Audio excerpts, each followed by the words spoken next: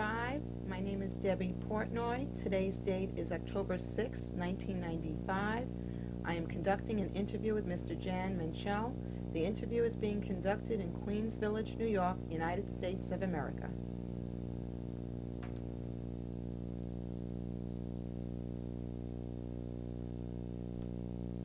This is my sister Nancy. She is here in the United States, lives in Queens. I don't know how long. It must have been the same year.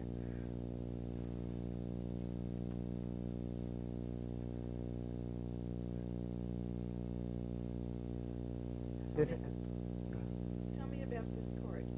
this cart is, we were given this cart in Bremenhaven to go to the ship to go to the United States. Original Marine Flasher was supposed to pick us up, but I don't know, something happened that they changed it to Marine Maryland, and we came here in December 1946. We were supposed to sail on 22nd November, but as I said, we took the Marine Maryland in December.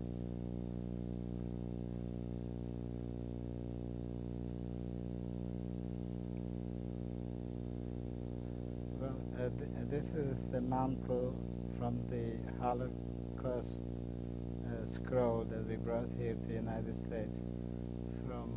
Originally came from Prague, Pinkas Temple. It was a museum in England. It says Zachor, that means remember, and then it's in honor of my parents, David Schrager Falish,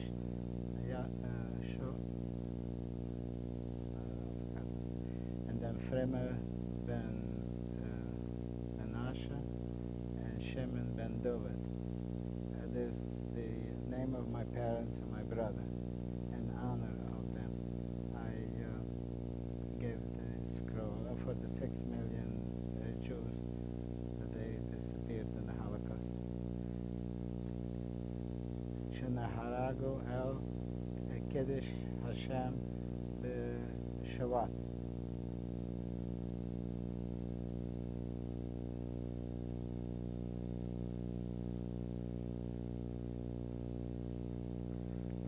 Original, the first mantle was black and gold, but we couldn't use the door because it had some damage in it.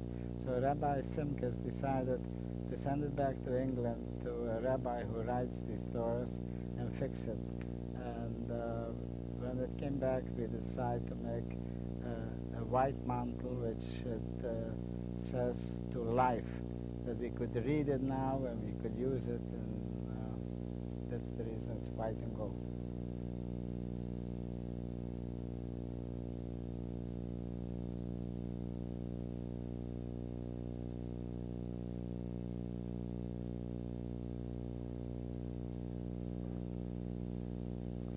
Okay, on my left is my lovely wife, Marilyn, who's putting up with me for 45 years and have happy marriage and a happy life. And then is Debbie, my granddaughter. It's all right. Scratch it out. He's not good with names, I'm telling you. Should I Let introduce? I'll Stephen introduce. introduce Stephen. Stephen will Okay. introduce them. Okay, here we go.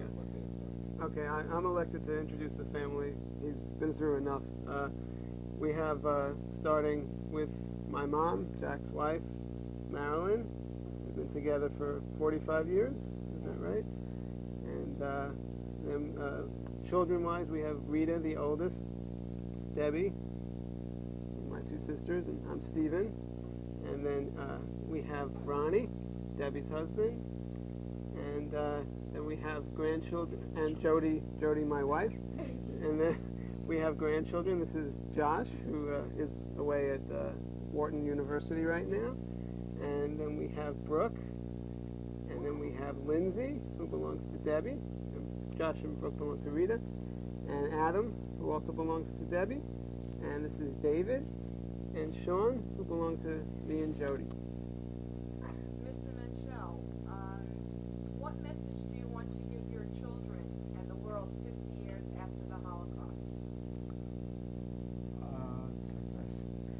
when they should be aware that it could happen again, and to be organized and make sure that we have a strong country, Israel. They should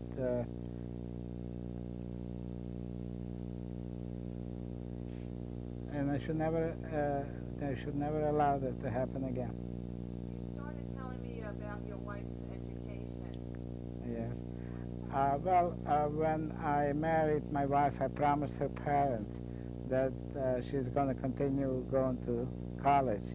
So after we had our kids and Joshua was born, our grandson, she started going to Queens College, and she finished law school, and she's a graduated lawyer.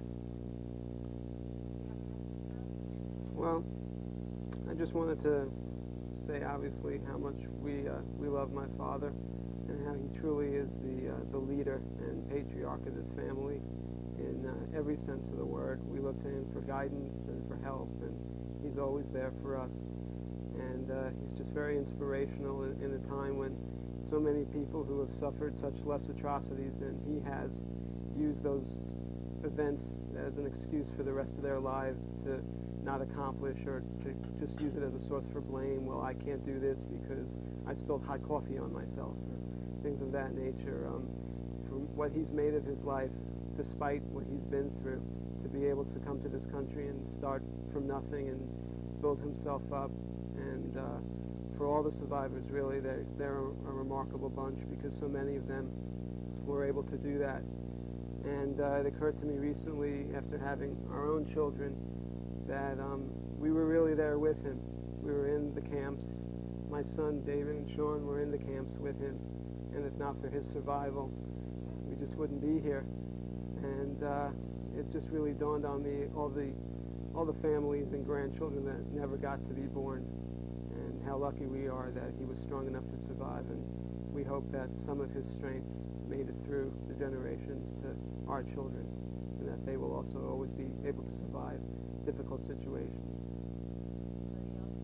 I just also wanted to add that besides obviously the beautiful family that I've been provided because of my father-in-law's survival, because of the business that he's built up, actually he's touched hundreds, if not thousands, of other families, and specifically non-Jewish families, enabling them to be able to have a livelihood and be able to provide for their families. And it's the strength of this man that's been able to provide not only for his own, but for others as well. On behalf of myself and the survivors of the Shoah Visual History Foundation, I'd like to thank you. Thank you.